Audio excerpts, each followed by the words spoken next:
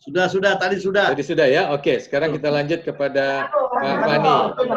Halo, Oh, Pak belum. Belum, Pak Oke. Tinton. Kita dari pengurus, Pak Tinton. Silakan. Jangan, ayo. Silakan. Ah. Tolong. Udah azan soalnya. Kaosnya sudah peta itu. Oh iya, tapi ini nih, nanti ada ide sedikit Pak Tinton. Kita mau sampaikan. Assalamualaikum warahmatullahi wabarakatuh. Salam. Merdeka. Perkenalkan, nama saya Handoyo Priyosutejo. Saya dari keluarga besar Sudanso Dr. Sucipto Gonto Omijoyo, Daidan 1 Jakarta, yang kebetulan beliau dimakamkan di makam keluarga Joyodik dan Blitar. Sekarang juga saya merupakan salah satu ketua dari Yapeta Blitar. Pasukan Sukarela Pembela Tanah Air adalah pasukan yang ada pada era 1942 sampai dengan proklamasi.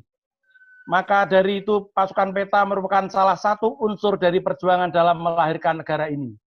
PETA merupakan saya perjuangan militer di samping perjuangan politik. Maka PETA merupakan salah satu cikal bakal Tentara Nasional Indonesia. Sejak 1908, 1928, sampai dengan 1942, berjuangnya bangsa Indonesia merupakan perjuangan saya politik.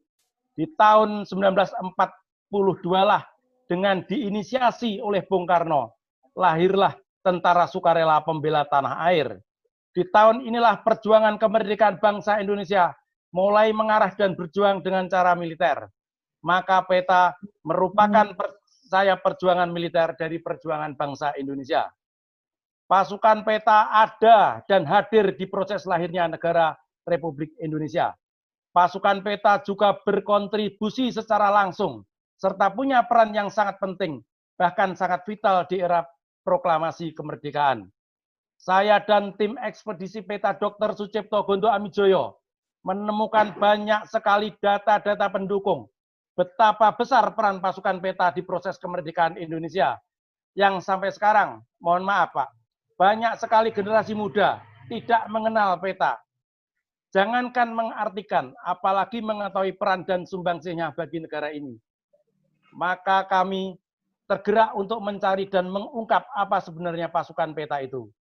Bagaimana peran Sudanso Supriyadi dalam pemberontakan yang sangat gagah berani melawan pasukan Jepang, dan rela mengorbankan jiwa dan raganya untuk menjadi pemantik pemberontakan-pemberontakan lainnya di seluruh Nusantara. Dengan jiwa patriotisme yang berkobar-kobar, Sudanso Supriyadi bersama pasukan PETA antara lain, Daidanco Surahmat, Dr. Muradi, Budanco Ramidi, Sudanso Suyatmo, dan tentunya semua anggota Daidan di Blitar berhasil menggelorakan semangat perlawanan terhadap Jepang. Setelah Blitar, maka semangat perlawanan terhadap Dai Nippon bergelora di mana-mana. Sedangkan di Jakarta, perlawanan terhadap pasukan Jepang sudah terlihat ketika tanggal 14-15 Juni sudah terjadi rapat-rapat rahasia di Satrian Jaga Monyet antara Daidan 1 dan Sudan Rengas Dengklok, di mana Daidan Jakarta diwakili Sudanso Sucipto Gonto Amijoyo, Sudanso Singgih, dan Sudanso Mufraini, dan dari Sudan Rengas Dengklok diwakili Sudan Subeno dan Umar Baksan. Dalam perundingan itu menghasilkan poin yang sangat penting bagi perjuangan PETA. Beliau mengatakan perjuangan PETA harus terpusat dan seluruh Daidan Jakarta sudah dihubungi. Bahkan menjelang 15 Agustus terjadilah rapat-rapat intens antara pemuda-pemuda Menteng 31 dan organisasi pemuda lainnya dan perwira PETA di dalam Daidan PETA di Jaga Monyet. Dan itu digambarkan dengan jelas di ruangan perwira Daidan 1, Sudanso Sucipto Gonto Amijoyo, yang letaknya di sudut sebelah barat dekat Kali Petojo, yang menghasilkan kesepakatan antara PETA dan pemuda untuk menculik Bung Karno, Bung Hatta, dibawa ke Rengas Dengklok. Di ruangan itulah ada Sudanso Latif Hedraningrat dan beberapa perwira serta bintara lainnya, ditambah beberapa perwira Hongbu. Dan juga terjadinya proses penculikan Bung Karno, Ibu Fatmawati, Guntur, dan Bung Hatta juga digambarkan dengan pasti di Museum Yapeta Bogor. Ketika pukul 6.30, datanglah dua perwira PETA, Sudanso Sucipto Gonto Amijoyo dan Sudanso Singgih, dan dikawal satu pasukan kompi PETA, membawa beliau-beliau ke Tangsi Sudan Rengas Dengklok. Ini menunjukkan betapa besar pasukan peta menjelang proklamasi 1945. Dan perjuangan perlawanan tidak hanya cukup dilakukan oleh sayap politik, tapi sayap militerlah yang sangat berperan dan tidak bisa dipandang sebelah. Bagaimanapun kekuatan militer menjadi sesuatu yang tidak bisa dipungkiri. Dan sampailah puncak perjuangan bangsa Indonesia telah sampai pada saat yang berbahagia.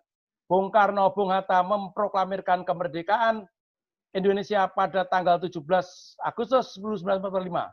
Dan sekali lagi, pasukan peta dari Daidan 1 Jakarta yang berjumlah sekitar 170 pasukan telah siap tempur kalau ada pasukan Jepang yang bermaksud mengacaukan jalannya proklamasi.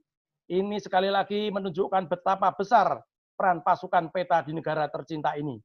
Maka dari itu, kita sangat mendukung dan ingin segera mewujudkan apa yang menjadi keinginan, angan-angan, ataupun impian tentang museum dan film dari Bapak Tinton Suprapto. Dan juga bagi warga Blitar, penganugerahan pahlawan perintis kemerdekaan pada Dr. Sucipto Gonto Amijoyo Daidan 1 Jakarta, yang makamnya ada di Blitar, dan untuk melengkapi sebanyak 38 pasukan pembela sukarela yang telah diusulkan, adalah juga suatu keinginan yang masih kita perjuangkan. Tentunya dengan bantuan Bapak Tinton Suprapto dan doa kita bersama.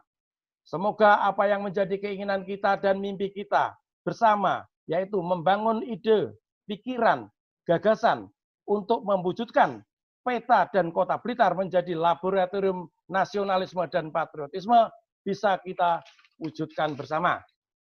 Demikian yang bisa saya sampaikan.